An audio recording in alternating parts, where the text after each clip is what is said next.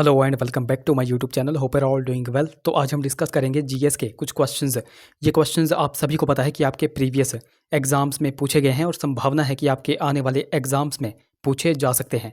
इससे पहले हम पार्ट 80 यानी कि 80 वीडियोज़ ऑलरेडी डिस्कस कर चुके हैं, जिनमें हमने सिर्फ और सिर्फ जीएस के क्वेश्चंस को डिस्कस करके रखा हुआ है। तो अगर आपने वो वाली वीडियोज़ अभी तक नहीं देखी है तो इस वीडियो के डिस्क्रिप्शन में जाएं, वहाँ पर GS, HPSSC, HPPSC questions detail discuss करके लिंक दिया गया होगा। उस लिंक पर क्लिक करके आप उन वीडियोस को देख सकते हैं। बाकी आज हम पार्ट नंबर 81 को डिस्कस करेंगे और इन क्वेश्चंस को हम बिल्कुल डिटेल में डिस्कस करेंगे। बाकी अभी तक अगर आपने हमारे चैनल को सब्सक्राइब नहीं किया है तो चैनल को सब्सक्राइब कर दें, साथ में बेल आइकन को जरूर प्रेस करें, साथ में इस वीडियो को लाइक जरूर कर दें। बाकी जीएस से मतलब क्या है, तो जीएस से मतलब है जनरल स्टडीज़, यानी कि हम यहाँ पर कुछ एक मिक्स क्वेश्चंस, मिक्स सेक्शंस को डिस्कस करेंगे। ओके, तो क्वेश्चन नंबर 129 की बात करें। The 42nd constitutional amendment bill was passed in which year. तो 42वां संविधान संशोधन विधेयक किस वर्ष में पारित हुआ था? तो ये आप सभी को पता होगा कि 42वां संविधान संशोधन जो विधेयक था वह 1976 में जो है तो यह पारित हुआ था। ऑप्शन ए यहाँ पर करेक्ट हो जाएगा। अब जब भी बात आती है 42nd यानी कि 42वें संविधान संशोधन की, तो इससे संबंधित जितने भी क्वेश्चन अभी तक एग्जाम में पूछे गए हैं या फिर पूछे जाने की संभावना है वो हम यहाँ पर देखते हैं। तो सबसे पहला और सबसे बेसिक सा क्वेश्चन कि ये जो 42वां संविधान संशोधन था यह किसके समय लाया गया था? तो यह इंदिरा गांधी के समय आया था। ये आपको ध्यान में रखना है। 42वें संविधान संशोधन को ही मिनी कॉन्स्टिट्यूशन कहा जाता है, ये भी आपको ध्यान में रखना है। और यह किस समिति की सिफारिश पे लाया गया था? ये क्वेश्चन मोस्ट इंपॉर्टेंट है। तो यह सरदार स्वर्ण सिंह समिति की सिफारिश पे लाया गया था। 42वें संविधान संशोधन में टोटल प्रावधान कितने जोड़े गए थे? तो इसमें हमने टोटल जो है तो 59 प्रावधान जोड़े थे। ये भी आपको ध्यान में रखना है। इस तरह के क्वेश्चंस आपके आने वाले एग्जाम्स में बन सकते हैं। और भी कुछ एक क्वेश्चंस की अगर बात करें, जैसे कि 42वें संविधान संशोधन को लोकतंत्र की हत्या कहा जाता है। अब लोकतंत्र की हत्या क्यों कहा जाता है? क्योंकि 2-3 पॉइंट्स मैं आपको यहाँ पर बताऊंगा। अब देखो, इसको लोकतंत्र की हत्या इसलिए कहा जाता है क्योंकि यहाँ पर क्या हुआ था, सारी जो पावर थी वह प्रधानमंत्री को चली गई थी। यहाँ पर राष्ट्रपति की जो भी पावर थी वह प्रधानमंत्री को चली गई थी। जो लोकसभा का पीरियड 5 साल का होता था उसको बढ़ा करके 6 साल का भी कर दिया गया था। ये भी आपको ध्यान में रखना है। अच्छा, 42वें संविधान संशोधन के तहत ही मूल कर्तव्य भी जोड़े गए थे, फंडामेंटल ड्यूटीज़ भी जोड़ी गई थी। और प्रेजेंट में हमारे मूल कर्तव्य कहाँ पर हैं? तो वह है भाग 4 क्लॉज ए में। और कौन से आर्टिकल में है? आर्टिकल 51 क्लॉज ए में है। ये भी आपको ध्यान में रखना है। तो ये बहुत सारे क्वेश्चंस हमने यहाँ पर देखे जो कि आपको ध्यान में रखने हैं। अच्छा, कुछ और कॉन्स्टिट्यूशनल अमेंडमेंट की भी अगर बात करें जो कि मोस्ट इंपॉर्टेंट है, जिनमें एक तो आ जाता है 52वां संविधान संशोधन विधेयक जो कि 1985 में पारित हुआ था। तो 52वां संविधान संशोधन विधेयक यह किसके समय लाया गया था? ये क्वेश्चन बहुत बार एग्जाम में बनता है। तो यह राजीव गांधी के समय आया था। ये भी आपको ध्यान में रखना है। और इसमें क्या कहा गया था? तो इसमें एंटी डिफेक्शन लॉ यानी कि दल बदल कानून जो है तो लाया गया था। ये भी आपको पता चल गया। फिर आपको ध्यान में रखना है 35वां संविधान संशोधन विधेयक जो कि 1974 में आया था। इसमें क्या हुआ था? इसमें जो सिक्किम राज्य था, तो सिक्किम को हमारे भारत का जो है तो एक सह राज्य बनाया गया था। ये भी आपको ध्यान में रखना है। और बाद में चल करके 36वां संविधान संशोधन विधि हुआ था 1975 में। और यहाँ पर जो है तो सिक्किम को पूर्ण राज्य का दर्जा दिया गया था, यानी कि सिक्किम जो है तो हमारे भारत का एक पूर्ण राज्य बन गया था, एक राज्य का इसको दर्जा दिया गया था। और ये हमारे भारत का 22वें नंबर का राज्य बना था। तो ये भी आपको ध्यान में रखना है। तो ये कुछ क्वेश्चन हमने यहाँ पर देखे जो कि आपको ध्यान में रखने हैं। अगले क्वेश्चन की बात करें, क्वेश्चन नंबर हमारा 130 है। Who is the legal adviser of a state government? तो राज्य सरकार का विधिक सलाहकार कौन होता है? तो वह कौन होता है? तो वो होता है एडवोकेट जनरल। ऑप्शन यहाँ पर ए बिल्कुल करेक्ट हो जाएगा। अब यहाँ पर बात आई है एडवोकेट जनरल की, यानी कि यहाँ पे बात आई है बिल्कुल स्टेट के, जो स्टेट में हमारे एडवोकेट जनरल होते हैं। तो अगर यहाँ से क्वेश्चन बनेगा तो एक हिमाचल से ही क्वेश्चन देख लेते हैं कि प्रेजेंट में हमारे एडवोकेट जनरल कौन है। प्रेजेंट में हिमाचल प्रदेश के एडवोकेट जनरल कौन है, ये आपको पता होना चाहिए। तो वह कौन है? तो वह है अनूप कुमार रतन। कौन है? अनूप कुमार रतन। और एक और क्वेश्चन यहाँ से बनता है कि advocate general of the state, इसकी चर्चा भारतीय संविधान के किस आर्टिकल में की गई है? तो जो राज्य में एडवोकेट जनरल होता है उसकी चर्चा भारतीय संविधान के आर्टिकल 165 में की गई है। ये भी आपको ध्यान में रखना है। और एडवोकेट जनरल की नियुक्ति कौन करता है? इसको कौन जो है तो अपॉइंट करता है? तो वह गवर्नर करते हैं। ये भी आपको ध्यान में रखना है। इस तरह के क्वेश्चंस आपके आने वाले एग्जाम्स में बन सकते हैं। एडवोकेट जनरल को हिंदी में क्या कहते हैं? तो इसको हिंदी में राज्य का महाधिवक्ता कहा जाता है। ये भी आपको ध्यान में रखना है। अब यहाँ पर कुछ एक पॉइंट्स की भी अगर बात करें, जिनमें एक तो आ जाता है कंट्रोलर एंड ऑडिटर जनरल, यानी कि जो कि ऑप्शन डी में देकर के रखे हैं। तो कंट्रोलर एंड ऑडिटर जनरल इनकी चर्चा भारतीय संविधान के किस आर्टिकल में की गई है? तो वो की गई है 148 में। उसी प्रकार आपको ध्यान में रखना है अटॉर्नी जनरल। अटॉर्नी जनरल की चर्चा भारतीय संविधान के किस आर्टिकल में की गई है? तो वो की गई है आर्टिकल 76 में। तो यहाँ पर 3 आर्टिकल्स मैंने आपको बताए। एक तो मैंने आपको बताया एडवोकेट जनरल। एडवोकेट जनरल की चर्चा भारतीय संविधान के आर्टिकल 165 में की गई है। एक आपको ध्यान में रखना है कंट्रोलर एंड ऑडिटर जनरल। इनकी चर्चा भारतीय संविधान के आर्टिकल 148 में की गई है।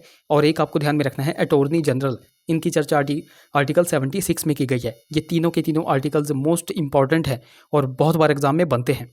बाकी देखो, अभी तक अगर आपने हमको टेलीग्राम और इंस्टाग्राम पे फॉलो नहीं किया है तो वहाँ पर जाकर फॉलो कर ले, लिंक आपको डिस्क्रिप्शन में मिल जाएगा।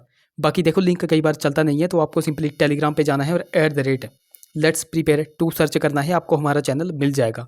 उसी प्रकार आपको इंस्टाग्राम पे जाकर के लेट्स प्रिपेयर टुगेदर सर्च करना है। अगर कोई क्वेरी होगी तो आप मुझे इंस्टा पे मैसेज कर सकते हैं। अगले क्वेश्चन की बात करें, क्वेश्चन नंबर हमारा 144 है। The idol of Raghunath ji was brought from Ayodhya to Kullu in which year? तो रघुनाथ जी की प्रतिमा किस वर्ष अयोध्या से कुल्लू लाई गई थी? तो वह किस वर्ष लाई गई थी? तो वो लाई गई थी 1651 में। ऑप्शन ए यहाँ पर बिल्कुल करेक्ट हो जाएगा। अब यहाँ पर आपसे क्वेश्चन पूछा जाता है कि जब रघुनाथ जी की प्रतिमा अयोध्या से कुल्लू लाई गई थी तो वह किसने लाई थी? तो वह लाई गई थी दामोदर दास के द्वारा। किसके द्वारा लाई गई थी? दामोदर दास के द्वारा यह प्रतिमा जो है तो अयोध्या से कुल्लू लाई गई थी। और एक और क्वेश्चन यहाँ से बनता है कि उस समय कुल्लू का राजा कौन था? तो ये भी आपको ध्यान में रखना है कि उस समय कुल्लू का राजा कौन था? तो वो था जगत सिंह। और एक और क्वेश्चन बनता है कि कुल्लू का सर्वाधिक शक्तिशाली शासक कौन था? तो वो भी जगत सिंह ही था। ये आपको ध्यान में रखना है। तो 3 पॉइंट्स मैंने आपको यहाँ पर बताए कि जब रघुनाथ जी की प्रतिमा अयोध्या से कुल्लू लाई गई थी तो वह किन के द्वारा लाई गई थी? दामोदर दास के द्वारा लाई गई थी। और उस समय कुल्लू का राजा कौन था? तो वो था जगत सिंह। ये आपको यहाँ पर पता चल गया। अब जगत सिंह की जब भी बात आती है तो इनसे एक पॉइंट आपको ध्यान में रखना है। कई बार आपसे क्वेश्चन पूछा जाता है या फिर पूछा जाने की संभावना है कि कुल्लू में वैष्णव धर्म का प्रचार किन के द्वारा किया गया था? तो ये आपको ध्यान में रखना है कि कुल्लू में जो वैष्णव धर्म था उसका प्रचार जो है तो जगत सिंह के समय हुआ था, या फिर जगत सिंह ने जो है तो कुल्लू में वैष्णव धर्म का प्रचार किया था। ये आपको यहाँ पर ध्यान में रखना है। अब यहाँ पर स्पेसिफिक रूप से कुल्लू की बात करते हैं। कुल्लू रियासत की स्थापना किसके द्वारा की गई थी? ये क्वेश्चन बहुत बार एग्जाम में बनता है। तो कुल्लू रियासत की स्थापना विहंग मणिपाल के द्वारा की गई थी। ये आप सभी को पता है। और उन्होंने राजधानी जगत सुख को बनाया था। ये भी आपको ध्यान में रखना है। कुल्लू में जो है तो विलियम मूरक्राफ्ट ने यात्रा की थी। तो कब की थी? ये क्वेश्चन बहुत बार एग्जाम में बनता है। तो कुल्लू में विलियम मूरक्राफ्ट द्वारा कब जो है तो यात्रा की गई थी? 1820 में। और उस समय कुल्लू का राजा कौन था? तो वो था अजीत सिंह। इस तरह के फैक्चुअल क्वेश्चंस आपको ध्यान में रखने हैं। इसी तरह के क्वेश्चंस आपके आने वाले एग्जाम्स में बन सकते हैं। विश्व में सबसे पुराना लोकतंत्र कौन सा गांव माना जाता है? तो वो माना जाता है कुल्लू का मलाना गांव। ये भी आपको ध्यान में रखना है। तो 3-4 पॉइंट्स मैंने आपको यहाँ पर बताए जो कि आपको ध्यान में रखने हैं। अगले क्वेश्चन की बात करें, क्वेश्चन नंबर हमारा 145 है। The first Chandradhar Sharma Guleri award for Hindi literature in 1986 was awarded to? तो 1986 में हिंदी साहित्य के लिए प्रथम चंद्रधर शर्मा गुलेरी अवार्ड किसे दिया गया था? तो वह किसे दिया गया था? तो वो दिया गया था श्री केशव को। ऑप्शन ए यहाँ पर करेक्ट हो जाएगा। एक और पॉइंट आपका यहाँ से क्लियर हो गया कि जो चंद्रधर शर्मा गुलेरी अवार्ड है वह किस फील्ड में दिया जाता है? तो वो दिया जाता है हिंदी साहित्य की फील्ड में। और कब जो है तो पहला चंद्रधर शर्मा गुलेरी अवार्ड दिया गया था? तो वो दिया गया था 1986 में। 3-4 पॉइंट्स आपके इसी क्वेश्चन से जो है तो क्लियर हो गए। अब कुछ और क्वेश्चंस की भी अगर बात करें, जिनमें एक तो आ जाता है कि पहला परशुराम पुरस्कार किसे दिया गया था? तो पहला परशुराम पुरस्कार सुमन रावत को दिया गया था, जो कि मंडी जिले के सुंदरनगर से बिलोंग करती हैं। और इनको जो है तो पहला परशुराम पुरस्कार कब दिया गया था? डेट्स आपके लिए इंपॉर्टेंट है। तो वो दिया गया था 1987 में। दूसरा क्वेश्चन आपसे पूछा जाता है कि पहला अर्जुन पुरस्कार किसे दिया गया था? तो ये भी आपको ध्यान में रखना है कि ये भी सुमन रावत को ही दिया गया था। और कब दिया गया था? 1987 में ही दिया गया था। तीसरा क्वेश्चन आपसे पूछा जाता है कि राजीव गांधी खेल रत्न पुरस्कार हिमाचल में पहला किसको दिया गया था? तो राजीव गांधी खेल रत्न पुरस्कार हिमाचल प्रदेश में पहली बार विजय कुमार को दिया गया था। कब दिया गया था? 2012 में दिया गया था। ये 3 पॉइंट्स मैंने आपको यहाँ पर बताए। ये 3 पॉइंट्स ही आपको ध्यान में रखने हैं। ज़्यादा बर्डन आप पे नहीं डालेंगे। जो मैं आपको बताता हूँ वही आपने ध्यान में रखना है। अगले क्वेश्चन की बात करें, क्वेश्चन नंबर हमारा 146 है। In which district was Himachal's first music studio sound of mountains establish in the year 1986? तो किस जिले में वर्ष 1986 में हिमाचल का प्रथम music studio sound of mountains स्थापित किया गया था? तो देखो, इसी क्वेश्चन से आपके 3-4 पॉइंट्स क्लियर हो जाएंगे। सबसे पहला पॉइंट, हिमाचल प्रदेश का प्रथम म्यूजिक स्टूडियो कौन सा था? तो वो था साउंड ऑफ माउंटेन्स। और इसको कब जो है तो एस्टेब्लिश किया गया था, कब इसकी स्थापना की गई थी? 1986 में। ये 3 पॉइंट्स ही आपके यहाँ पर क्लियर हो गए। और चौथा पॉइंट भी आपको ध्यान में रखना है कि हिमाचल प्रदेश का जो फर्स्ट म्यूजिक स्टूडियो था साउंड ऑफ माउंटेन्स, इसकी स्थापना कहाँ पर की गई थी, किस जिले में की गई थी? तो वो की गई थी मंडी जिले में। ऑप्शन यहाँ पर बी बिल्कुल करेक्ट हो जाएगा। तो यहाँ से आपके 4 पॉइंट्स क्लियर हो गए जो कि आपको ध्यान में रखना है। अब मंडी जिले से ही कुछ और भी क्वेश्चंस बनते हैं, जैसे कि हिमाचल प्रदेश की फर्स्ट हेरिटेज सिटी कौन सी है? तो हिमाचल प्रदेश की फर्स्ट हेरिटेज सिटी कौन सी है? तो वो मंडी ही है। ये आपको ध्यान में रखना है। ध्यान में रखना है, ये मैंने आपको सिटी बताई। कई बार आपसे पूछा जाता है कि हिमाचल प्रदेश का फर्स्ट हेरिटेज विलेज कौन सा है? फर्स्ट हेरिटेज विलेज कौन सा है? तो विलेज हो जाएगा परागपुर। कौन सा हो जाएगा? परागपुर। और परागपुर कौन सी डिस्ट्रिक्ट में पड़ता है? तो वो पड़ता है कांगड़ा जिले में। और कब जो है तो परागपुर को फर्स्ट हेरिटेज विलेज का दर्जा दिया गया था? ये क्वेश्चन भी एग्जाम में बनता है। डेट्स पर आपको ज़्यादा फोकस रखना है। तो विलेज का दर्जा यानी कि फर्स्ट हेरिटेज विलेज का दर्जा परागपुर को 1997 में दिया गया था, 1997 में दिया गया था। ये 3-4 पॉइंट्स मैंने आपको यहाँ पर बताए जो कि आपको ध्यान में रखने हैं। परागपुर से ही एक और क्वेश्चन बनता है कि हिमाचल प्रदेश में पहली बार लोहड़ी का त्यौहार जो है तो कब और कहाँ पर मनाया गया था? तो ये भी आपको ध्यान में रखना है कि हिमाचल प्रदेश में पहली बार परागपुर में ही जो है तो पहली बार लोहड़ी का त्यौहार मनाया गया था, अराउंड 2010 में मनाया गया था। ये आपको ध्यान में रखना है। तो ये 3-4 पॉइंट्स मैंने आपको यहाँ पर बताए जो कि आपको ध्यान में रखने हैं। अगला क्वेश्चन, क्वेश्चन नंबर हमारा 147 है। Nalwari fair is a famous trade fair of. तो नलवाड़ी मेला एक प्रसिद्ध व्यापारिक मेला है। तो पहला पॉइंट आपको यहाँ पर पता चल गया, ये जो नलवाड़ी मेला है यह किस तरह का मेला होता है? तो यह एक ट्रेड फेयर है, यानी कि व्यापारिक मेला है। पहले तो आपको यही ध्यान में रखना है। और नलवाड़ी मेला कहाँ पर लगता है? ये आप सभी को पता है कि यह बिलासपुर में लगता है। ऑप्शन डी यहाँ पर करेक्ट हो जाएगा। अब नलवाड़ी फेयर से कुछ एक क्वेश्चंस बनते हैं, बिल्कुल बेसिक से क्वेश्चंस बनते हैं, जैसे कि नलवाड़ी मेले की शुरुआत किसके द्वारा की गई थी, कब इसकी शुरुआत की गई थी, और जिन्होंने शुरुआत की थी वो क्या थे? तो ये भी आपको ध्यान में रखना है कि नलवाड़ी मेले की शुरुआत 1889 में डब्ल्यू गोल्डस्टीन के द्वारा की गई थी। और डब्ल्यू गोल्डस्टीन उस समय क्या थे? तो यह शिमला में सुपरिटेंडेंट थे। ये भी आपको ध्यान में रखना है। अब यहाँ पर बात आई है बिलासपुर की। तो बिलासपुर में कुछ और भी चीज़ें हैं जो कि फेमस हैं, जिनमें एक तो आ जाता है एम्स हॉस्पिटल। आप सभी को पता है कि हिमाचल प्रदेश में एम्स हॉस्पिटल कहाँ पर है? तो वह है बिलासपुर के कोठीपुरा में। ये आपको ध्यान में रखना है। बिलासपुर में ही हाइड्रो इंजीनियरिंग कॉलेज भी है। बिलासपुर में ही हिमाचल प्रदेश की सबसे बड़ी कृत्रिम झील है जो जिसका नाम है गोविंद सागर झील। ये भी आपको ध्यान में रखना है। और बिलासपुर हिमाचल प्रदेश का कौन से नंबर का जिला बना था? ये क्वेश्चन भी बहुत बार एग्जाम में बनता है। तो बिलासपुर को हिमाचल प्रदेश का 5वें नंबर का जिला बनाया गया था। और कब बनाया गया था? 1 जुलाई 1954 1954 को। ये कुछ एक डेट्स हैं जो कि बहुत बार एग्जाम में बनती हैं, ये आपको ध्यान में रखनी है। क्वेश्चन नंबर 148 की बात करें। Dungri Devi temple is located at which place in Himachal Pradesh. तो डुंगरी देवी मंदिर हिमाचल प्रदेश में किस स्थान पर स्थित है?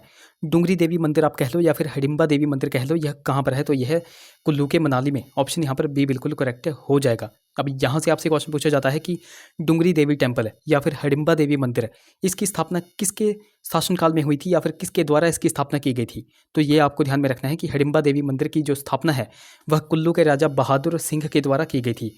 और कब की गई थी? डेट्स पर देखो आपको ज़्यादा फोकस रखना है। तो 1553 में जो है तो बहादुर सिंह के द्वारा हिडिंबा देवी मंदिर की स्थापना की गई थी। ये आपको यहाँ पर ध्यान में रखना है। अब कुल्लू के बारे में हमने थोड़ी देर पहले ही डिस्कस किया था कि कुल्लू का एक राजा था जगत सिंह।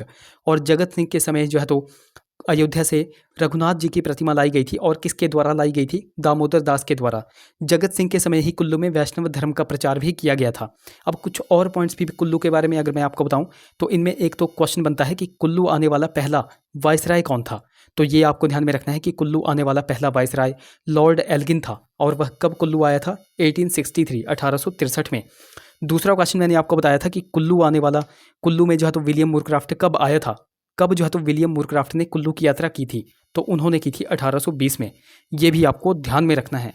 तो 2 पॉइंट्स मैंने आपको यहाँ पर बताए। सबसे पहला पॉइंट कि कुल्लू आने वाला पहला यूरोपियन कौन था? तो वो था विलियम मूरक्राफ्ट, जो कि 1820 में राजा अजीत सिंह के समय जो है तो कुल्लू की यात्रा पर आया हुआ था। और दूसरा क्वेश्चन मैंने आपको बताया कि कुल्लू आने वाला पहला वायसराय कौन था? तो वो था लॉर्ड एल्गिन, जो कि 1863 में कुल्लू आया हुआ था। तो ये 2 पॉइंट्स भी आपको ध्यान में रखने हैं। यहाँ से भी बहुत से क्वेश्चंस बन जाते हैं। अगले क्वेश्चन की बात करें। क्वेश्चन नंबर हमारा 149 है। Rongtong hydel project is located in which district of Himachal Pradesh. तो रोंगटोंग जल विद्युत परियोजना हिमाचल के किस जिले में स्थित है? तो रोंगटोंग जल विद्युत परियोजना यह लाहौल स्पीति में स्थित है। ऑप्शन यहाँ पर डी करेक्ट हो जाएगा। सबसे पहला और सबसे बेसिक सा क्वेश्चन, ये जो रोंगटोंग जल विद्युत परियोजना है इसकी टोटल कैपेसिटी कितनी है? ये क्वेश्चन भी एग्जाम में बनता है। तो इसकी टोटल कैपेसिटी है 2 मेगावाट। कितनी कैपेसिटी है? 2 मेगावाट। अब कुछ और जल विद्युत परियोजनाओं की भी अगर बात करें, जिनमें एक तो आ जाती है गिरी परियोजना और एक आपको ध्यान में रखनी है बस्सी परियोजना। ये दो परियोजनाएं हैं जिनकी कैपेसिटी जो है तो सेम है। इन दोनों की कैपेसिटी है 60 मेगावाट। बट फ़र्क क्या है? ये जो गिरी परियोजना है यह सिरमौर जिले में है और यह गिरी नदी पर है, जबकि ये जो बस्सी परियोजना है यह मंडी जिले में है और यह ब्यास नदी पर निर्मित है। ये 2 पॉइंट्स आपको यहाँ पर ध्यान में रखने हैं। कुछ और परियोजनाओं की भी अगर बात करें, जिनमें एक तो आ जाती है मलाना सेकंड परियोजना। ये बहुत बार एग्जाम में बनती है। तो मलाना सेकंड परियोजना, इसकी टोटल कैपेसिटी कितनी है? तो इसकी टोटल कैपेसिटी है 100 मेगावाट की इसकी टोटल कैपेसिटी है। और ये कहाँ पर है? तो यह कुल्लू जिले में है। किस नदी पर यह निर्मित है? तो व्यास नदी पर यह निर्मित है। और कौन सी एजेंसी इसको एग्जीक्यूट करती है? तो वो है एवरेस्ट पावर प्राइवेट लिमिटेड। तो ये सारे के सारे क्वेश्चंस आपको यहाँ पर ध्यान में रखने हैं। अच्छा, यहाँ से मैं आपसे क्वेश्चन पूछता हूँ। एक तो नाथपा झाकड़ी परियोजना के बारे में आपको जितनी भी नॉलेज है वो आप नीचे कमेंट्स में बताओ। और एक हिब्रा जल विद्युत परियोजना, ये कहाँ पर है, किस डिस्ट्रिक्ट में है, वो सारा का सारा आप नीचे कमेंट्स में बता दो। अगले क्वेश्चन की बात करें। क्वेश्चन नंबर हमारा 150 है। Which district in Himachal Pradesh is the highest producer of mango. तो हिमाचल प्रदेश का कौन सा जिला सर्वाधिक आम का उत्पादक है? तो सर्वाधिक आम का उत्पादक जो है तो कांगड़ा जिला है। ऑप्शन यहाँ पर सी बिल्कुल करेक्ट हो जाएगा। अब कुछ और भी क्वेश्चंस हैं जो कि अभी तक एग्जाम में पूछे गए हैं, वो मैं आपको यहाँ पर बताऊंगा। तो बहुत बार आपसे पूछा जाता है कि हिमाचल प्रदेश में सेब का सर्वाधिक उत्पादन कौन सा जिला करता है? एक तो आपको ध्यान में रखना है सेब और एक आपको ध्यान में रखना है बादाम। तो सेब और बादाम में सर्वाधिक जो उत्पादक करता जिला है वह कौन सा है? तो वह है शिमला। ये आपको ध्यान में रखना है, जो शिमला जिला है वह सेब और बादाम का सर्वाधिक उत्पादन करता है। बहुत बार आपसे पूछा जाता है आड़ू का सर्वाधिक उत्पादन कौन सा जिला करता है? तो वो करता है सिरमौर। पपीते का सर्वाधिक उत्पादन कौन सा जिला करता है? तो वो करता है हमीरपुर। ये भी आपको ध्यान में रखना है। और अंगूर तो आप सभी को पता है कि अंगूर का सर्वाधिक उत्पादन कौन सा जिला करता है? तो वो करता है किन्नौर। तो ये कुछ एक बेसिक से पॉइंट्स हैं जो कि आपको ध्यान में रखने हैं। कांगड़ा में जो है तो चाय का उत्पादन कब जो है तो शुरू हुआ था? तो ये भी आपको ध्यान में रखना है। कांगड़ा में चाय का उत्पादन 1850 के लगभग शुरू हुआ था। ये भी आपको ध्यान में रखना है। अगला क्वेश्चन नंबर हमारा 151 है। Churdhar wildlife sanctuary is located in which district of Himachal Pradesh. तो चूड़धार वन्यजीव अभ्यारण्य हिमाचल के किस जिले में है? तो आप सभी को पता है कि चूड़धार वन्यजीव अभ्यारण्य जो है तो सिरमौर जिले में है। ऑप्शन ए यहाँ पर करेक्ट हो जाएगा। अब सबसे पहला और सबसे बेसिक सा क्वेश्चन आपको ध्यान में रखना है। ये जो चूड़धार वन्यजीव अभ्यारण्य है इसकी स्थापना कब की गई थी? ये आपको ध्यान में रखना है। डेट्स पर देखो आपको ज़्यादा फोकस रखना है। तो चूड़धार वन्यजीव अभ्यारण्य की स्थापना 1985 में की गई थी। ये आपको यहाँ पर पता चल गया। अच्छा, हिमाचल प्रदेश की सबसे बड़ी वाइल्ड लाइफ सेंचुरी कौन सी है? तो वह है किब्बर, जो कि कहाँ पर है? लाहौल स्पीति में है। और इसकी स्थापना 1992 में की गई थी, 1992 में की गई थी। जबकि हिमाचल प्रदेश की सबसे छोटी वाइल्ड लाइफ सेंचुरी कौन सी है? तो वह है शिल्ली, जो कि सोलन जिले में है और इसकी स्थापना 1963 में की गई थी। ये भी आपको ध्यान में रखना है। यहाँ से मैं आपसे क्वेश्चन पूछता हूँ। क्वेश्चन मोस्ट इंपॉर्टेंट है। रेणुका वाइल्ड लाइफ सेंचुरी, इसकी स्थापना कब की गई थी? वो आप नीचे कमेंट्स में बताओ। अब ये तो सभी को पता है कि रेणुका वाइल्ड लाइफ सेंचुरी कहाँ पर होगी, तो ये होगी सिरमौर जिले में। बट इसकी स्थापना कब की गई थी वो आप नीचे कमेंट्स में बता दो। तो देखो गाइस, ये थे हमारे कुछ क्वेश्चंस। आई होप वीडियो आपको इन्फॉर्मेटिव लगी होगी। अगर वीडियो अच्छी लगी है तो जरूर से वीडियोस को लाइक करें, शेयर करें, चैनल को सब्सक्राइब करें, साथ में हमें टेलीग्राम और इंस्टाग्राम पे फॉलो करना बिल्कुल ही ना भूलें।